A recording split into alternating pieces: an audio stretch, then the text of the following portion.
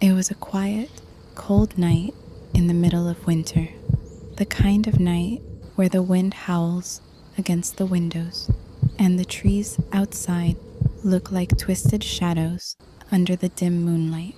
The house, isolated on the outskirts of town, was the perfect place to get away from the world. It was peaceful, serene even, until that one fateful night. My name is Samantha. I had been enjoying a rare night alone, my parents out of town for the weekend. I curled up on the couch with a cup of tea and a good book, the warmth of the fire crackling in the background.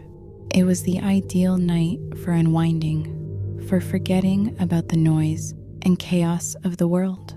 But that tranquility was shattered at exactly midnight. A loud, sharp knock echoed through the house. I froze, the sound slicing through the stillness like a knife. I wasn't expecting anyone. My mind raced through possibilities. Could it be a neighbor? Maybe someone lost? The knock came again, louder this time, followed by a long pause. My heart pounded in my chest. I crept toward the door and glanced through the peephole, but saw nothing. No car parked in the driveway, no figure standing on the porch, just the cold, empty night. Confused and a little unsettled, I dismissed it. It was probably a prank, maybe some kids messing around. With a sigh of relief, I locked the door, then tried to return to my book. But then,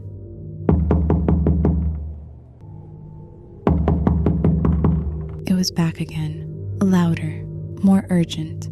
My skin prickled, my pulse quickened. I approached the door once more, but this time, my instincts told me something wasn't right. I leaned in close to the peephole, my breath fogging the glass.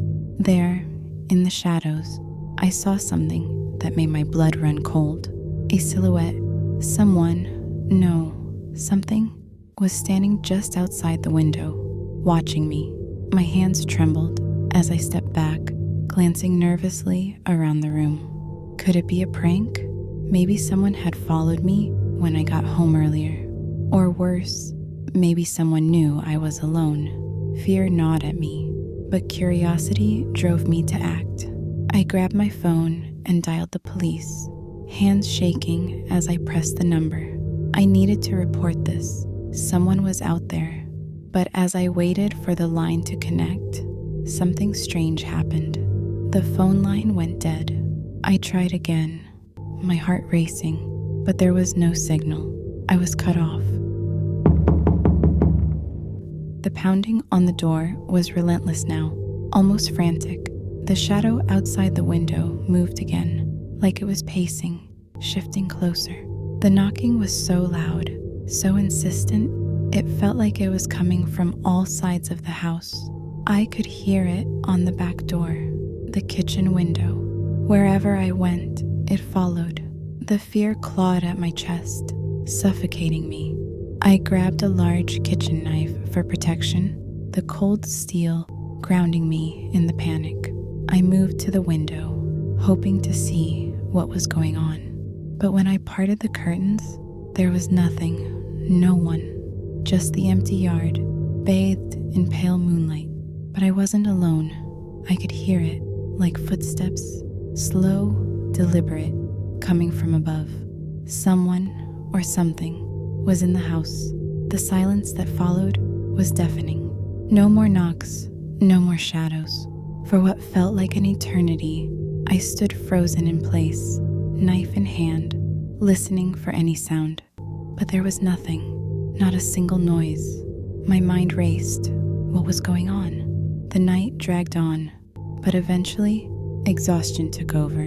My grip on the knife loosened, and I fell into a fitful sleep, too terrified to move or check on the situation. Morning came, and I was still alive, thankfully. But the nightmare wasn't over yet. The first thing I did when I woke up was check the door. I was desperate to understand what had happened, but when I reached the front entrance, My breath caught in her throat. The doorknob was jimmied. It wasn't locked anymore. It was as if someone had tried to break in, but never succeeded. My heart dropped. Whoever it was had been trying to get inside all night, and somehow they hadn't. I couldn't stop trembling, the realization hitting me hard. The knock wasn't a prank. It was something much more sinister.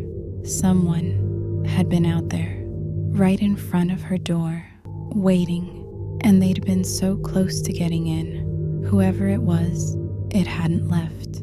The terror I felt that night would haunt me for weeks to come, and I couldn't shake the feeling that they might return, knocking again, this time with a much darker intent.